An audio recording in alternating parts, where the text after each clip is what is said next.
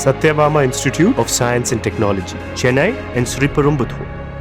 ஈரோடு மாவட்டம் கோபிச்செட்டிப்பாளையம் பகுதியில் நேற்று இரவு பெய்த கனமழையால் அறுவடை செய்து வெயிலில் காய வைக்கப்பட்டிருந்த சுமார் 30 ஏக்கர் மஞ்சள் வெள்ளம் சூழ்ந்து பாதிக்கப்பட்டுள்ளதாக விவசாயிகள் வேதனை தெரிவிக்கின்றனர்.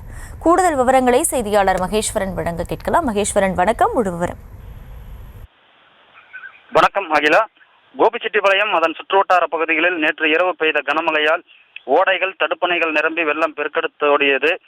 தொடர்ந்து விடிய விடிய பெய்த கனமழையால் நாகதேவம்பாளையம், கொரவம்பாளையம், ஐயம்புதூர், நாதிபாளையம் உள்ளிட்ட பல்வேறு பகுதிகளில் நூற்றுக்கணக்கான ஏக்கர் பரப்பளவில் பயிரிடப்பட்டிருந்த கரும்பு, வாழை, சோளம் உள்ளிட்ட விவசாய பயிர்களை வெள்ளம் சூழ்ந்து வெள்ளக்காடாக மாறியது.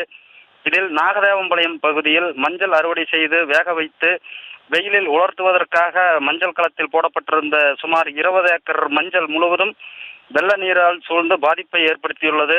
இதனால் விவசாயிகள் மிகவும் வேதனை அடைந்துள்ளனர். ஏக்கருக்கு ரூ. 2 லட்சம் முதலீடு செய்து தற்போது அறுவடை செய்த மஞ்சள் மழை நீரால் சூழ்ந்து மிகப்பெரிய பாதிப்பை ஏற்படுத்தியுள்ளது. எனவே அரசு உரிய நிவாரணம் வழங்க வேண்டும் என அப்பகுதி விவசாயிகள் கோரிக்கை விடுத்துள்ளனர். அகிலா, விவரங்களுக்கு நன்றி Maheswaran. Satyabama Institute of Science and Technology, Chennai and Sriperumbudur.